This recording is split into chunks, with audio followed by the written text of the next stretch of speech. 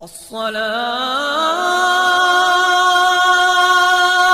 خير من النوم۔ السلام علیکم ورحمۃ اللہ وبرکاتہ۔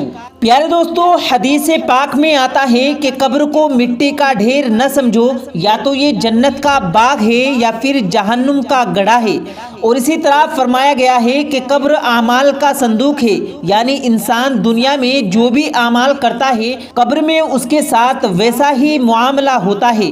ناظرین، آج کی اس ویڈیو میں ہم آپ کو عذاب قبر سے منسلک واقعہ سنانے جا رہے ہیں جو کہ قرآن پاک کی تفصیل میں نقل کیا گیا ہے۔ یہ واقعہ ایک عورت کا ہے، اس کی قبر انگاروں سے بھر دی گئی۔ ایسا کیوں ہوا اور کیسے ہوا، تمام تر تفصیلات آپ کو آج کی اس ویڈیو میں بتائی جائے گی۔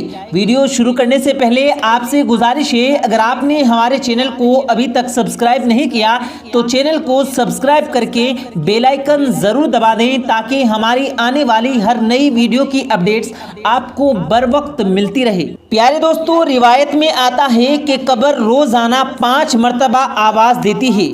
پہلا، اے انسان تو میری پشت پر چلتا ہے اور ایک دن میرے پیٹ میں آ جائے گا۔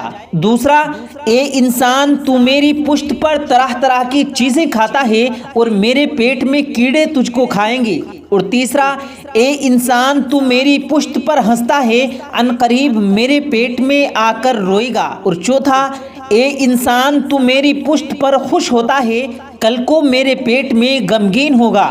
اور پانچواں، اے انسان تو میری پشت پر گناہ کرتا ہے، میرے پیٹ میں تجھ کو سزا دی جائے گی۔ پیارے دوستو، اس حدیث سے ہمیں یہ سبق ملتا ہے کہ ہم ہر حال میں اللہ کا شکر ادا کرتے رہیں، اللہ کو راضی کرنے والے اعمال کریں، اللہ کی ناراضگی والی اعمال سے بچیں۔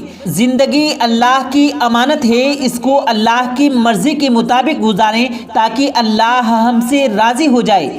یاد رہے کہ اللہ نے زندگی اس لیے ہمیں عطا کی ہے کہ انسان زندگی میں وہ اعمال کرے جو اللہ کی رضا کا سبب ہو اور ان اعمال سے دور رہے جو کہ اللہ کی ناراضگی کا سبب ہیں۔ ناظرین، یاد رہے کہ اسلامی تعلیمات سے ہمیں یہ معلوم ہوگا کہ کون سے ایسے اعمال ہیں جو اللہ کی رضا کرنے والے ہیں اور کون سے اللہ کو ناراض کرنے والے ہیں۔ اس لیے ہمیں چاہیے کہ وہ اعمال کریں جو اللہ کی رضا والے ہیں اور ان اعمال سے اپنے آپ کو بچائیں جو اللہ کو ناراض کرنے والے ہیں۔ آئیے اب ہم آپ کو اس عورت کے قبر کے عذاب کے بارے میں اس کا عبرتناک واقعہ سناتے ہیں جس کے بارے میں ہم بات کر رہے تھے۔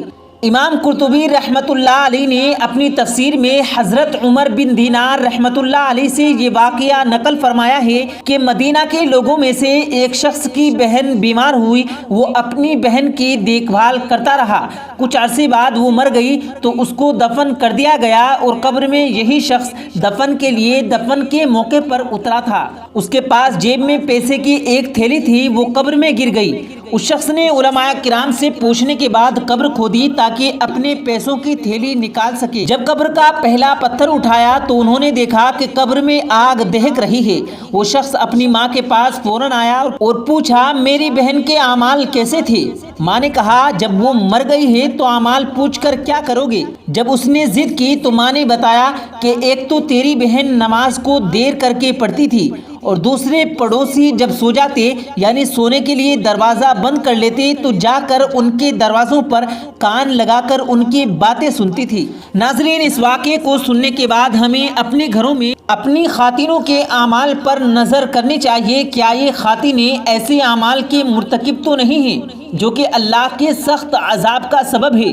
ہماری جو بہنیں ہماری یہ ویڈیو دیکھ رہی ہیں اور سن رہی ہیں، ان سے گزارش ہے کہ کسی بات کو اس وجہ سے کان لگا کر سننا کہ وہ بات دوسروں کو بتائی جائے گی تو یہ گناہ ہے اور اللہ کے عذاب کی وجہ ہے۔ اسی طرح اگر نماز کی پابندی پر اگر آج ایک نظر ڈالی جائے تو کیا مرد اور کیا عورتیں سب کے سب نماز کی سستی کا شکار ہیں۔